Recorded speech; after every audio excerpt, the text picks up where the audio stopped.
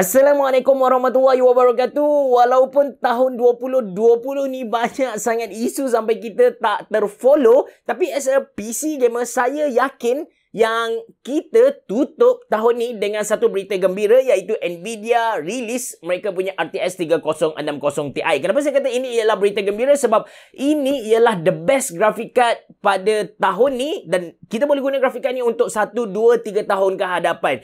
The best graphic card ni bukan sahaja dari segi performance tapi juga dari segi harga gitu. Kita boleh dapat graphic card ni, the sweet spot graphic card ni pada harga plus minus RM2,000 Malaysia sajalah. Dalam video kali ni saya akan review iGame GeForce RTX 3060 Ti Ultra Wide Edition, tapi dalam masa sama disebabkan spesifikasi yang saya guna untuk graphic card ni sama dengan spesifikasi yang saya guna untuk RTX 3070 dan juga RX 6800, saya akan buat perbandingan graphic card ni dengan dua graphic card yang lain. Anda bersama saya Ashraf Jafri dalam channel YouTube Mona Lisa. Kalau anda belum tekan butang subscribe, pastikan anda tekan butang subscribe dan juga button loceng yang ada di tepi dia. Jom.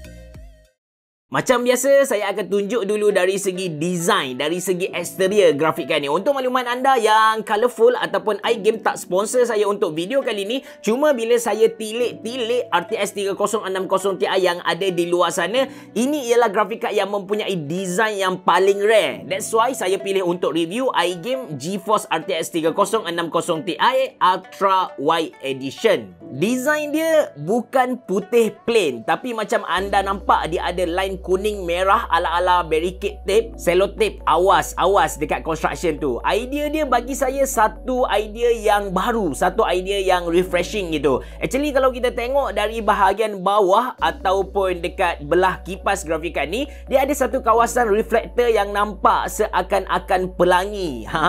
Memang lawa babe. Kalau dapat pasang secara vertikal, seriously terbaik ah. Dan dari tepi pula kita boleh nampak heatsink grafik card ni agak besar. Kemudian power port dia ada kat bahagian hadapan seperti grafik card sebelum ni. Dekat bawah power port tu ada logo iGame yang menyala dan kita boleh ubah warna dia guna software iGame Center. Salah satu benda yang saya happy dengan RTX 3060 Ti ni ialah dia tak makan power yang besar. Kita nak pakai power supply 600W pun tak ada masalah dekat RTX 3060 Ti ni. Tapi saya recommend anda pakai power supply 600W dan ke atas. In case anda dah dapat duit iShare Fans, anda nak upgrade anda punya graphic card pada 2-3 tahun akan datang, why not anda beli power supply yang besar? At that time anda dah tak perlu beli power supply yang besar lagi kan?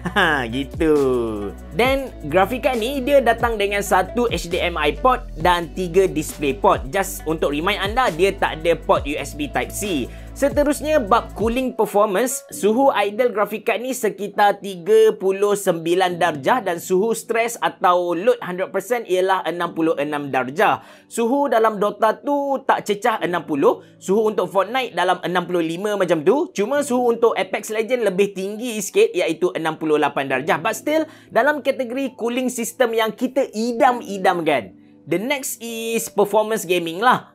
Saya test dengan dua resolution, Full HD dan 2K. Ini graf yang saya dapat. Mostly apa yang saya faham kalau Full HD tu petik jari, semua settle. Dan untuk resolution 2K, kita boleh main semua game dengan 60 FPS dan ke atas. Kemudian, ini result perbandingan antara RTX 3060 Ti, RTX 3070 dan juga Radeon RX 6800. Macam saya bagi tahu masa introduction tadi, spesifikasi PC sama. Sejujurnya saya pun hairan sebab ada setengah game tu RTX 3060 Ti lagi power compare dengan RTX 3070 Ti. Game yang saya test ni dengan 2K resolution dan juga highest preset. Saya test bukan sekali kot, at least 3 kali untuk dapatkan average FPS ni. Memang saya kagum gila dengan potensial 3060 Ti. Kalau kita compare dari segi harga pula, 3060 Ti ni average price dia 2000 plus minus macam tu. 3070 ni dalam 2500 plus minus dan Radeon RX 6800 dalam dalam 3,000 lah. Bila kita cuba timbal balik antara harga dan performance compare dengan tiga-tiga grafik card ni, automatically kita akan tendang RX 6800. Performance dia lebih kurang sama tapi harga bapak mahal. Even power supply pun kita kena pakai power supply yang tinggi. Dan untuk rendering pula, ini result Blender benchmark. Saya ada test dengan rendering Adobe Premiere input output 4K yang saya selalu buat tu. Masa untuk siap render lebih kurang 1 minit 30 saat. Ini pula graf perbandingan Blender benchmark untuk ketiga-tiga graphic card. So, based on comparison yang saya buat dengan RTX 3070, Radeon RX 6800, kita tak dapat nafikan yang RTX 3060 Ti ini ialah the best graphic card untuk tahun 2020. Baik dari segi cooling system, lepas tu dia punya gaming performance, rendering performance. Harga untuk iGame RTX 3060 Ti Ultra Wide Edition ni ialah RM2,099. But sebenarnya kita boleh dapat graphic card RTX 3060 Ti ni bawah RM2,000 Malaysia, 1899 kalau kita cari brand lain lah. Saya sediakan link dalam ruangan description box below in case anda berminat untuk upgrade, untuk tambah sikit untuk grafik card ni lah. Dan jangan lupa untuk follow TikTok Mona Lisa. Bereboh, jumpa lagi.